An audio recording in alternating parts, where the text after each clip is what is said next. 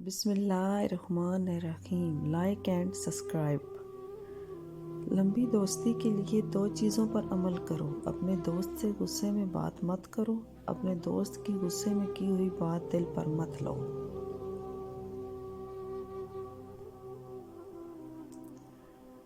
جب ماں اپنی اولاد کے لیے دعا کرتی ہے تو زمین اور آسمان کے درمیان کے سارے پردے اٹھ جاتے ہیں اور اللہ وہ دعا خود سنتا ہے۔ سبحان اللہ۔ مسکراتے رہا کریں کیونکہ مسکراتے رہنا ہمارے نبی پاک صلی اللہ علیہ وآلہ وسلم کی سنت ہے۔ 3 باتوں سے حضور نے منع فرمایا ہے۔ 1، کبھی بھی اپنے دوست کے ساتھ بحث نہ کرو۔ 2، کبھی اپنے دوست کا مذاق نہ اڑاؤ کیونکہ جہاں مذاق ہوتا ہے وہاں نفرت پیدا ہوتی ہے۔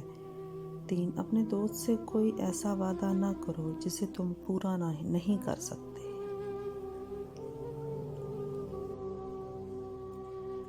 بیوی کی خوشیوں اور خواہشوں کا خیال رکھنا شوہر کی ذمہ داری ہے کیونکہ وہ آپ کے علاوہ کسی کو نہیں کہہ سکتی۔ شوہر کا پیار، وقت، توجہ ہی بیوی کے لیے سب سے بہترین تحفہ ہے۔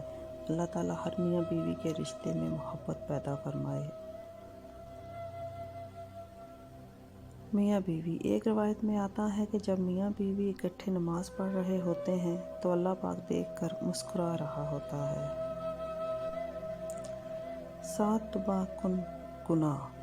حضور صلی اللہ علیہ وآلہ وسلم نے فرمایا 7 تباہ کن گناہوں سے بچو۔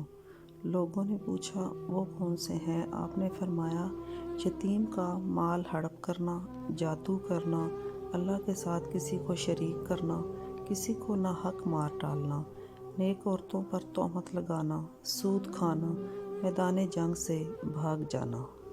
استغفر اللہ۔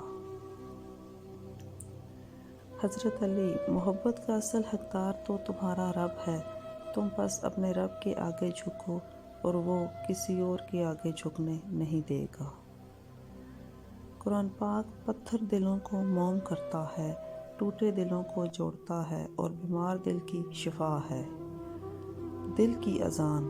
بات تہجد کی ہے تو ذرا محبت سے سنیے گا۔ تہجد کی نماز وہ واحد نماز ہے جو مؤذن کی نہیں بلکہ دل کی اذان پر پڑھی جاتی ہے۔ سبحان اللہ۔ ایک مخلص عورت نہ تو مرد کی امیری سے متاثر ہوتی ہے اور نہ ہی شخصیت سے، وہ تو اس بات سے متاثر ہوتی ہے کہ مرد اسے کتنی عزت دیتا ہے۔ عورت کے ساتھ ایک معاشرتی زیادتی یہ بھی ہے کہ وہ اپنے لیے رشتہ نہیں مانگ سکتی، حالانکہ بیٹی سے اس کی پسند پوچھنا سنت نبوی صلی اللہ علیہ وآلہ وسلم ہے۔ مسکراتے رہا کریں کیونکہ مسکراتے رہنا ہمارے نبی پاک صلی اللہ علیہ وآلہ وسلم کی سنت ہے۔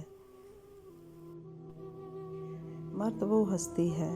مرد جب کمانے نکلتا ہے تو کبھی کبھی ذلت بھی یہ سوچ کے برداشت کر لیتا ہے وہ جنہیں گھر کی 4 دیواری میں چھوڑ کر آیا ہے وہ عزت کی زندگی گزار سکے۔ مرد وہ ہستی ہے جو ماں کی گود سے لے کر تختہ غسل تک دوسروں کی خاطر جیتا ہے۔ اور جاتے جاتے ہمارے کمنٹس میں محمد لکھنا مت بھولیے گا۔ شکریہ۔